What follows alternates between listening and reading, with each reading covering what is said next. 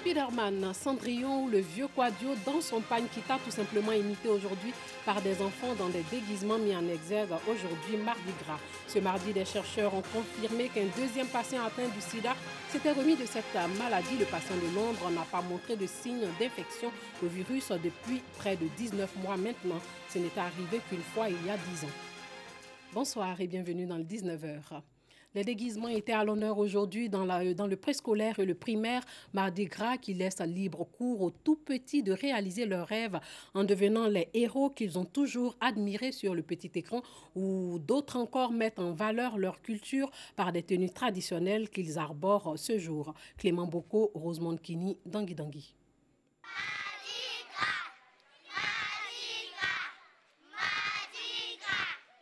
La fête a déjà commencé pour les tout petits de la Riviera Bonoumé.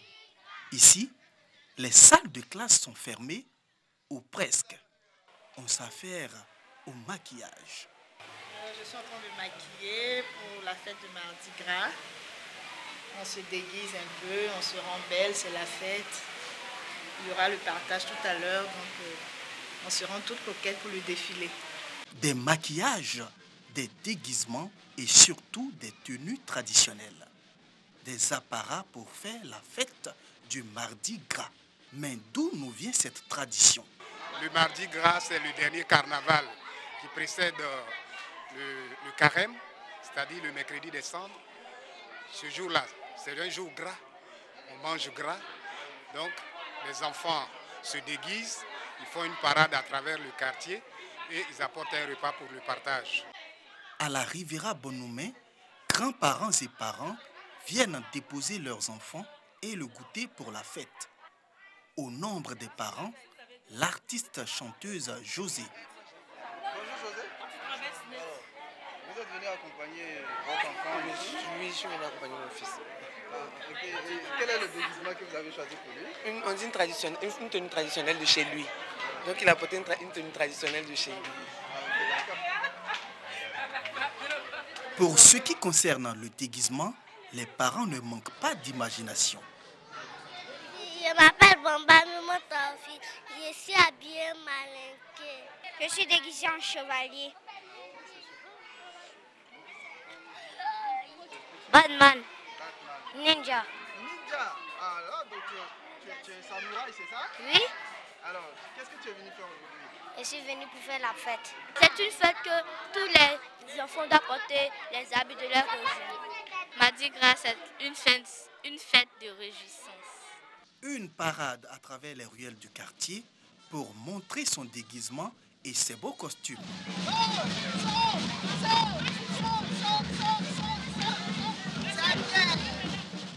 Après le défilé, place au rafraîchissement.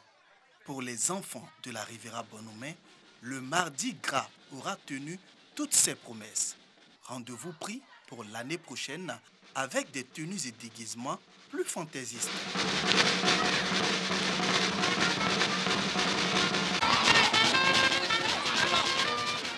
Mardi Gras au groupe scolaire Ange Noir dans la commune d'Abobo. Cette année, l'accent est mis sur la valorisation de la culture sénoufo. À travers Mardi Gras, les enfants apprennent le partage, cohésion sociale, intégration. Raison pour laquelle nous avons choisi nos confrères du Nord. Mais pour mieux promouvoir cette culture, les tout-petits investissent les rues du quartier. Toujours à Bobo, la mairie a été choisie par les élèves du groupe scolaire Sage. Ici, la médecine est à l'honneur. Bon, nos élèves ont décidé de s'habiller en médecine pour montrer au public que ces corps de métier existent. Et c'est très très important de voir nos enfants réussir un jour et pratiquer ce corps de métier. Le brassage culturel a été aussi choisi par le primaire. Objectif, montrer à tous les cultures des différentes régions du pays et promouvoir la paix. C'est un jour de partage que tout le monde doit s'habiller en tenue traditionnelle. Et on a voulu ce jour du mardi le 5 pour s'habiller, montrer aussi au monde entier. Le chef de cabinet du maire de la commune d'Abobo a profité de cette occasion. pour donner des conseils aux enfants. Le Mardi Gras, c'est un jour de partage, un jour de réjouissance. Nous, en tant qu'agents de la mairie d'Abobo, on ne peut que soutenir cette initiative et surtout de donner des conseils aux enfants. Le Mardi Gras est une période festive avant le temps du carême chrétien. C'est également un moment de joie pour les enfants. C'est vrai, Dangui, le Mardi Gras est suivi par le mercredi des cendres. C'est le dernier jour avant le début de la période de carême. Demain donc, les chrétiens catholiques célèbrent mercredi des cendres, premier jour du carême marqué par l'imposition des cendres sur le front, ce qui symbolise la fragilité de l'homme, mais aussi l'espérance et la miséricorde de Dieu. Parlons de Dieu. La coordination nationale des communautés Fraternité Nouvelle en collaboration avec l'Institut de théologie de la Compagnie de Jésus jésuite a organisé un séminaire national au profit des communautés nouvelles. Ce séminaire pour accompagner les communautés nouvelles à redécouvrir et assumer leur identité et aussi accomplir leur mission au sein de l'Église Famille de Dieu. Le reportage de Herman Niamia. L'Église catholique en Côte d'Ivoire compte plus de 230 communautés nouvelles. Accueillies au départ dans l'Église comme un souffle nouveau pour son renouvellement dans l'esprit, la présence des communautés nouvelles au sein de l'Église catholique en Côte d'Ivoire est diversement perçue. Ce qui a amené leurs fondateurs à clarifier leur mission afin de les aider à devenir un instrument pertinent pour la nouvelle évangélisation. C'est tout le sens de ce séminaire national des communautés nouvelles. Nous voulons chercher à mieux comprendre qui sont-elles les communautés nouvelles, approfondir leurs fondements théologiques, spirituels, anthropologiques et voir concrètement comment ces communautés nouvelles qui sont dans notre Église peuvent accéder à leur maturité ecclésiale. Les communautés nouvelles ne sont pas toutes une bonne nouvelle. Alors, ce séminaire national sera pour nous un point de départ pour corriger les abus. Le représentant de l'archevêque d'Abidjan salue cette initiative. Pour lui, ce séminaire va permettre de ramener les communautés nouvelles sur la voie de l'Église catholique. L'évêque a donné un thème d'année pastorale avec l'Esprit Saint vivant de partage et de solidarité. Mais aujourd'hui, à chaque enseignement, à chaque campagne d'évangélisation, les thèmes développés par ces communautés nouvelles vont, je dirais, dans un autre sens que le sens, l'orientation donnée par l'archevêque. Alors, quand on fait l'analyse, où allons-nous ? Le premier responsable dit d'aller dans ce sens, les autres, par leur manière de faire, vont dans un autre sens. Il n'y a pas lieu de les chicoter, de les brimer, mais c'est de les faire revenir sur le droit chemin.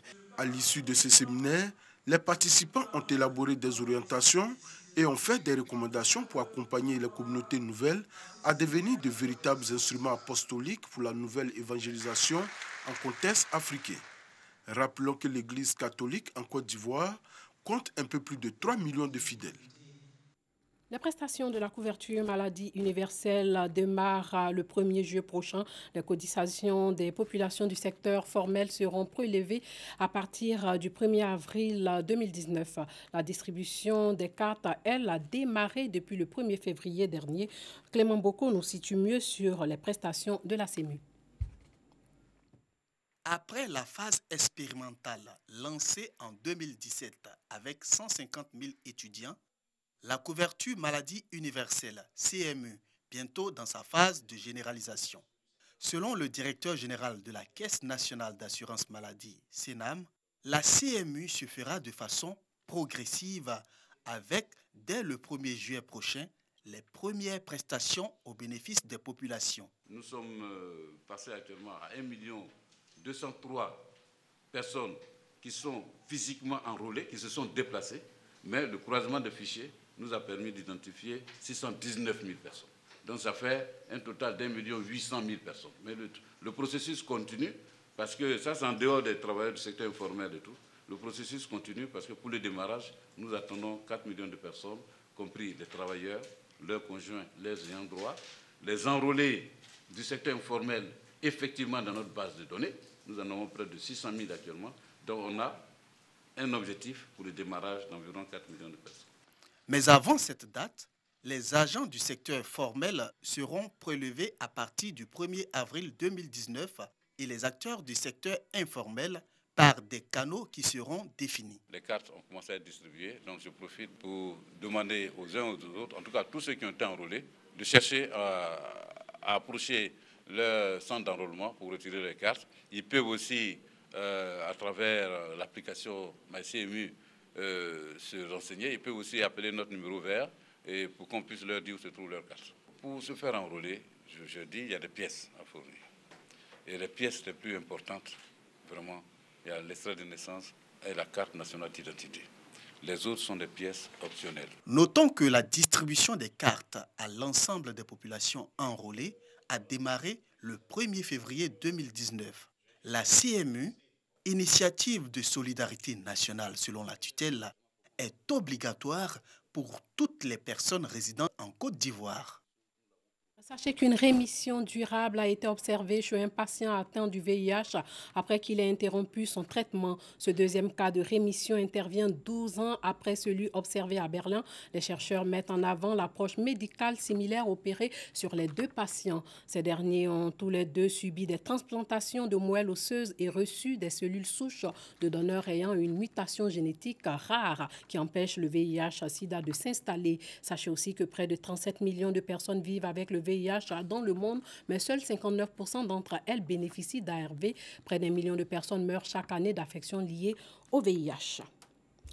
Le Forum des femmes actives de Côte d'Ivoire a réfléchi sur comment contribuer au renforcement de la cohésion sociale par l'autonomisation de la femme. Les femmes de cette plateforme ont rencontré Christiane Kobi et Clément Boko pour leur parler de leurs perspectives. Cette conférence de presse a réuni plusieurs femmes venues de toutes les localités, représentantes de l'ONG Forum des femmes actives de Côte d'Ivoire, FOFACI, et les journalistes. C'était l'occasion pour la présidente de cette organisation de faire le bilan de l'année précédente avant de donner les perspectives pour 2019. C'est pour l'investiture des différents présidents dans les différentes localités de la Côte d'Ivoire. Et puis, comment inviter aussi des partenaires. Nous avons des grands chantiers. Vous savez qu'aujourd'hui, les femmes dans les zones rurales ont été abandonnées parce qu'elles se disent que le travail du champ, c'est comme un recul pour eux. Pourtant, nous, on vient vers eux pour dire avec la cohésion sociale, elles ont leur droit à se mettre avec le FOFACI pour le bien-être du pays, parce que c'est des femmes braves qui ont des activités, qui sont toujours sur le terrain. Donc nous avons besoin de les soutenir dans les différents projets, dans les différentes localités, parce qu'elles ont besoin vraiment d'aide. Au sortir de cette rencontre, les présidentes de section du FOFACI se sont dites prêtes à mener les activités de l'ONG dans leurs différentes localités. Pour l'année 2019, on va implanter d'autres sections dans d'autres villages, d'autres campements. Nous partons dans les endroits les plus reculés où nos sœurs vraiment souffrent pour pouvoir voir comment les aider. On a demandé à ce que les femmes, parce qu'elles sont beaucoup commerçantes, on voudrait qu'elles aient leurs activités, qu'elles relancent leurs activités et avoir plus de force pour pouvoir faire leur activité. Présentement, il y a près de 100 femmes qui doivent être aidées. Au niveau de Botro, nous avons beaucoup à faire parce qu'aujourd'hui, il y a des femmes qui font l'agriculture, il y a des femmes commerçantes, il y a des femmes aussi qui font la tiéké. Nous sommes venus vraiment pour tout ça. Depuis 2006, le Forum des femmes actives de Côte d'Ivoire œuvre pour la cohésion sociale centrée sur l'autonomisation de la femme. L'ONG Forum des femmes actives de Côte d'Ivoire est une idée de Téné Fatim Koulibaly qui en est la présidente. Le FOFACI compte aujourd'hui plus de 2 millions de membres. En Algérie, les partis d'opposition demandent que la vacance du pouvoir soit déclarée et un report des élections. Ils demandent l'application de l'article 102 de la Constitution algérienne qui prévoit de déclarer la vacance du pouvoir lorsque l'état de santé du président ne lui permet plus d'exercer ses fonctions. Aux yeux des opposants, un gouvernement de compétences indépendantes devrait organiser ce scrutin dans 6 mois. Il s'agirait alors d'ouvrir la voie à une transition comprenant notamment l'élection d'une assemblée chargée de rédiger une nouvelle constitution. Voilà, c'est tout pour ce soir. Merci de nous avoir suivis et surtout, portez-vous bien.